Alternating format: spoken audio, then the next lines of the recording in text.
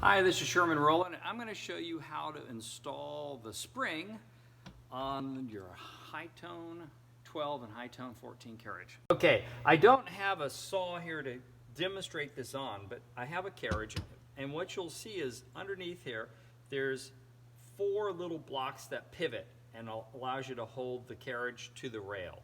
And when you're in your HighTone, the first thing to do is going underneath the carriage, get a little 7/16 inch nut to hold the nut and an Allen wrench to undo that bolt and take the bolt out on this side.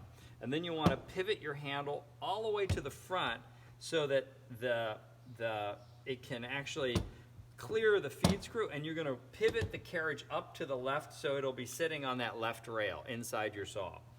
And then you'll have access to be able to do that. So you'll put it on the left rail, and this is where the spring goes. And if you look underneath there, you'll see that this spring goes between that little bracket and this little ring around here together.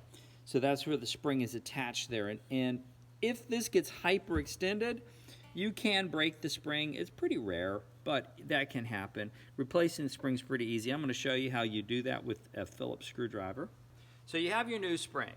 So the first step to do is you want to take one end of that spring, you see it's kind of looped around there, and you want to get with a needle nose plier, so this is a needle nose pliers, I want to be able to take that spring and put it in so it hooks in that through that little hole. Now if you're not mechanically handy, it may take you a few tries, but you get it in there, and I got that hooked right there, so I'm all good. Now the second step is I'm going to take this end of the spring and I'm going to go and I want to hook it into the hole right here.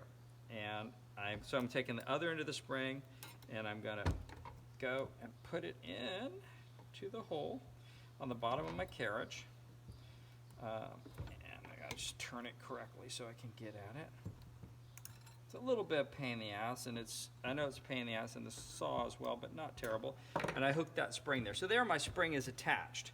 So now you can see I'm attached here, and then what I'll do is I may rotate that a little bit.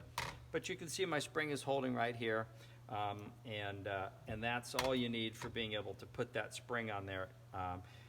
What you want to pay attention to, this spring has got, somebody had pulled this handle super far and they kind of had weakened the spring. This will still work. But generally, you don't want to hyperextend your spring, your handle too far forward when you're on your saw. It should sit like that. So all you need to do is do it enough so you can move the carriage. Don't pull the handle too far.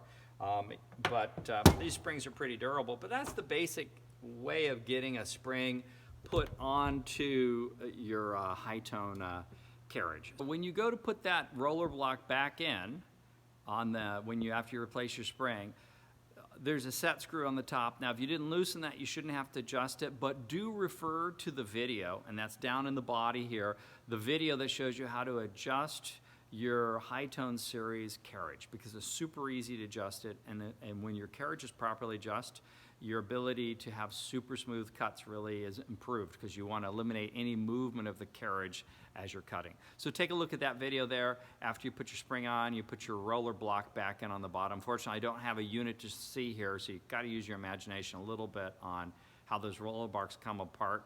But I actually think we do have some other videos up there that do show carriage assembly, and that should show you that information. Hey, thanks for watching today. If you like what you see, click the like button.